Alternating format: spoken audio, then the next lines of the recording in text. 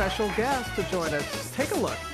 The moment Miss New York, Nia Franklin, became Miss America 2019. This was on Sunday night. So what do you say? Let's bring her out right now, the new Miss America.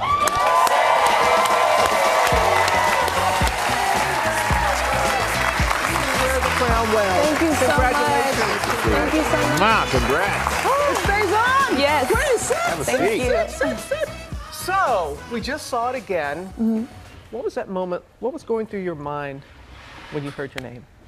It was so surreal. My mind actually went blank for a moment because I was just taking it all in. I think I shed one tear, but I was also just so in shock that it was actually happening. Something I've been working for so long actually came true. And this was called Miss America 2.0. Yes. The chairwoman, Gretchen Carlson, she announced contestants would no longer be judged on their outward physical appearance, which is a really big thing. It was the first ever time we did not see a swimsuit competition, which is huge. And what does it mean for you to be a part of this year's event?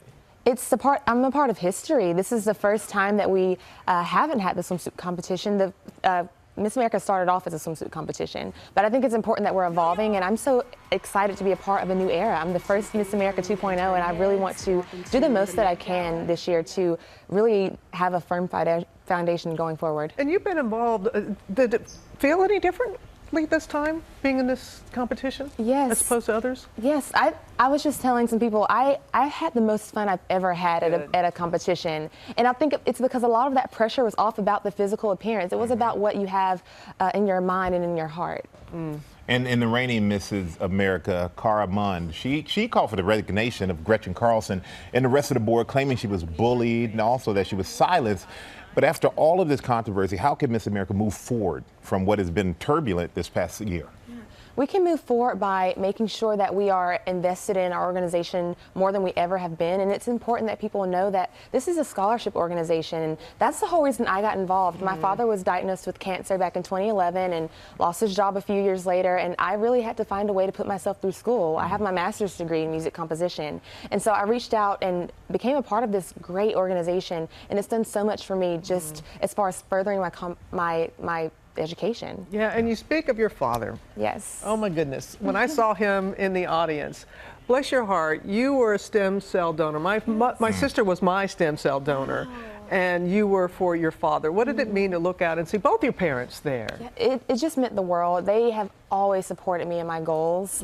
I remember when I was in high school, my mom decided to help me get voice lessons because I wanted to study classical voice so that I could go and be a music composer. And they've just supported me every step of the way. They were just beaming for me, and so I'm so excited that I made them proud. I'm glad your dad is doing well. And your Thank mom, you. she's a school teacher, fourth grade? Fourth grade. I bet they're big. Can you imagine that? Yes. That your teacher, her daughter, is Miss America? The messages you must have gotten from them? Yes, they actually wrote some letters to me, and she brought them up with her to Atlantic City. And they literally were so heartwarming. They make me tear up during the week.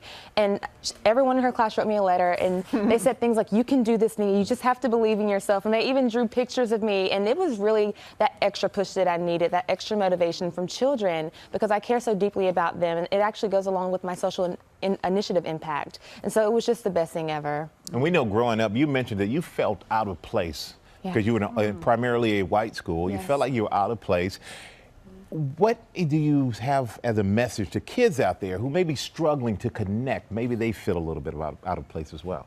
For me, it was getting involved with the arts, getting in my chorus class and even band. It made me feel like I had a place. And I definitely want everyone to get involved in the arts because I think they're amazing. And the studies show there's so many facts out there about that. But whatever it is, if it's sports, if it's the debate club, if it's chess, whatever you can find that makes you figure out who you are as a person, what can develop your skills and your interpersonal skills, that's how people can find their place when they feel out of place. Yeah, well, you look right in place right there with that crown in place on your head. And those music lessons that you took, mine didn't work. Yours really worked. Your voice is amazing. Thank you so much. It really is. And thank you. We wish you all the best going forward. Yes, we do. She got the,